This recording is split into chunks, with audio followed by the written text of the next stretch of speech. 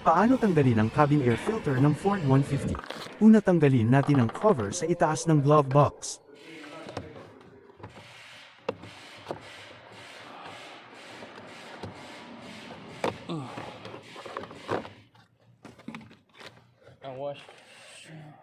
Pangalawa, tanggalin ang dalawang valves.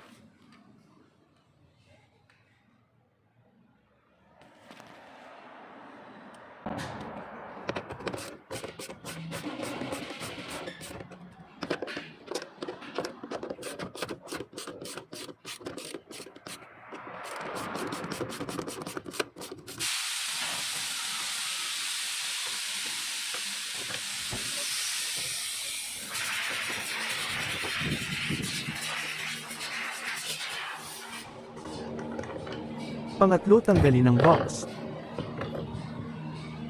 Makikita ang cover ng cabin air filter.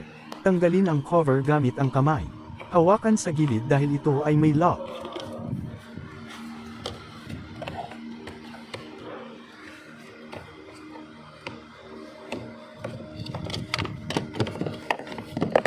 Hugatin ang cabin air filter.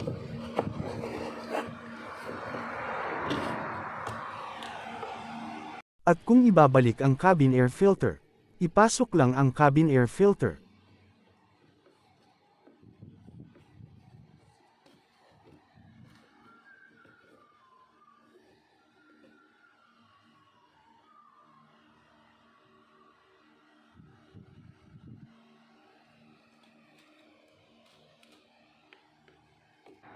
Ilagay ang cover na nakapasok ang lock sa ilalim.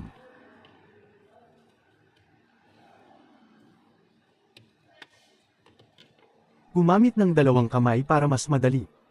Diinan para mag-lock.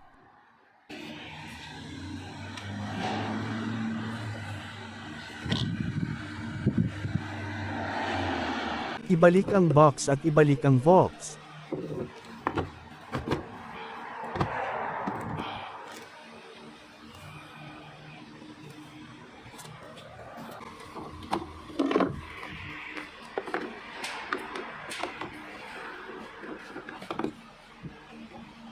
Ibalik ang cover sa taas, ilapat para mag-lock.